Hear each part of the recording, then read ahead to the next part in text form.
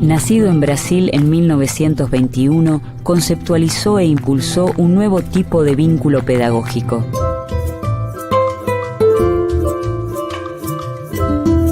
Entendió que el educador debía involucrarse en las problemáticas de su pueblo y emprendió un camino de lucha contra lo que denominaba una pedagogía bancaria. Pedagogo, escritor, político y pensador, Paulo Freire concibió la educación como una acción política capaz de liberar a los oprimidos.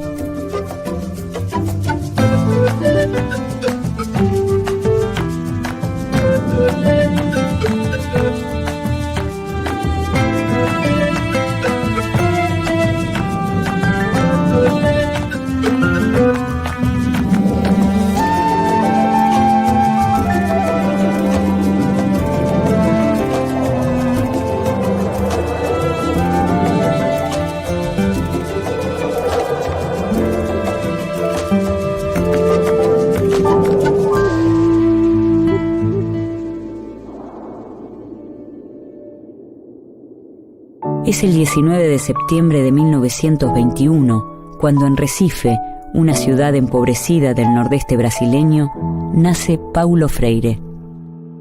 Después de una escolaridad dificultosa, a los 20 años, empieza a estudiar Derecho y a enseñar portugués en escuelas secundarias.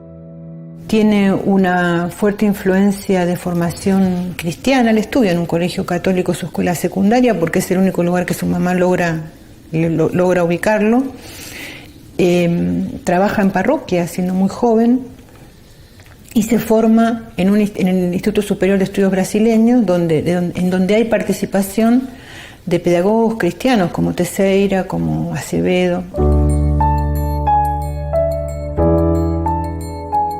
Corre el año 1954 y Paulo Freire es nombrado jefe del Departamento de Educación y Cultura del Servicio Social de Industria de Recife. Al año siguiente es nombrado profesor de Pedagogía en la Universidad de Recife.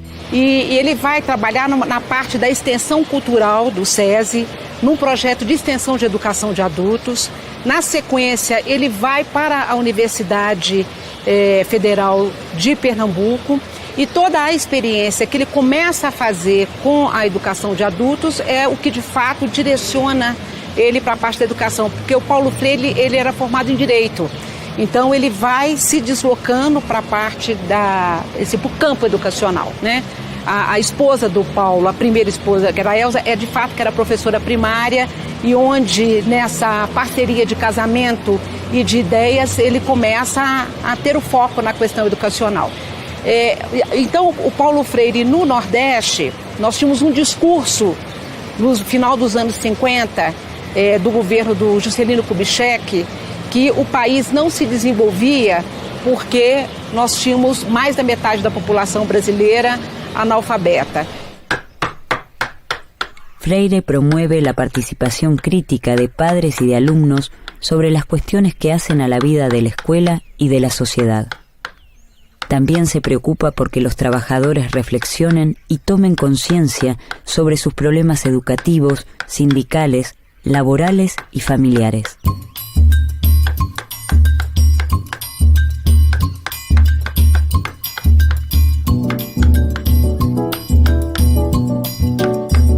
La Iglesia latinoamericana vive, a partir de la década de los 50, tiempos de fuerte militancia y compromiso con las luchas populares. En Brasil, comienza un movimiento de comunidades eclesiales de base que crece incesantemente en las décadas siguientes y frente al cual Freire asumirá un fuerte compromiso. Es el año 1960. Paulo Freire funda el Movimiento de Cultura Popular, donde amplía su concepción sobre alfabetización y educación de adultos.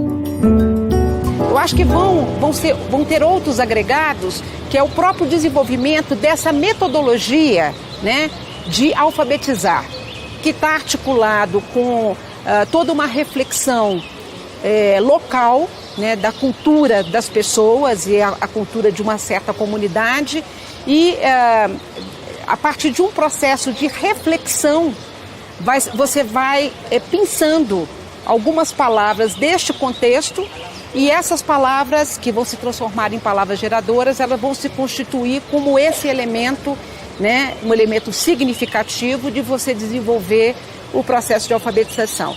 Tanto é que assim, o Paulo Freire ele é muito reduzido, né? Eles tomam o Paulo Freire apenas como um método que seria um método rápido de alfabetizar em 2, 3 meses as pessoas. O método é muito mais do que juntar sílabas, ele é muito mais um processo de conscientização, né, da sua condição numa determinada sociedade, e é claro, ele também quer ensinar as pessoas a se apoderar da leitura e da escrita como uma arma política também no cenário, né, de luta e de processos de democratização e cidadania. Freire confirma que los trabajadores se interesan por las cuestiones políticas cuando se refieren directamente a sus problemáticas y necesidades.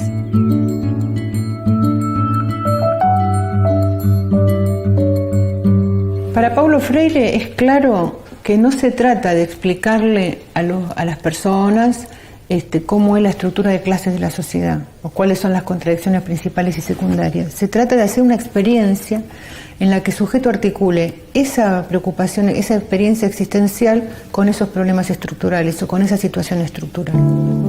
El método de alfabetización diseñado por Freire a partir de 1961 se basa en su propia experiencia en la ciudad de Anguicos, en el nordeste brasileño, donde 300 campesinos adultos son alfabetizados en solo 45 días. La obra de Freire surge en el nordeste de Brasil. A mediados de la década de los 60, la mitad de sus habitantes son analfabetos o viven en lo que Freire señala como la cultura del silencio.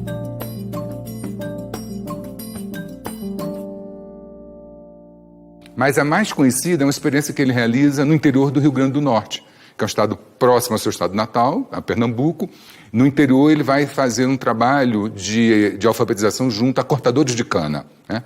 E é um trabalho onde ele vai ali testar alguns princípios daquilo que nós vamos conhecer posteriormente como a pedagogia do Paulo Freire, né? Quais seriam isso? Primeiro, que todos nós já conhecemos o mundo, né? Um pouco que o conhecimento do mundo precede o conhecimento da palavra escrita. Portanto, que essa ideia de que os sujeitos não conhecem nada é uma ideia que ele combate e combate muito fortemente. Então, essa experiência que ele realiza ali em Angicos, com cerca de 300 trabalhadores que têm a experiência, né, de cortar canas, e faz uma experiência de alfabetização desse coletivo num período que é considerado muito curto, né, que é um período em torno de 45 a 50 dias, quando essa experiência se realiza. Que o Joaquim se levantou um dia durante o processo da busca, da pesquisa, e foi ao quadro negro, apanhou o giz e escreveu Nina. E quando acabou de escrever Nina, ele deu uma gargalhada nervosa que quase não terminava. E eu disse, Joaquim, que passa, que há contigo? E ele riu, olhou para mim e disse, puxa, Nina é o nome de minha mulher.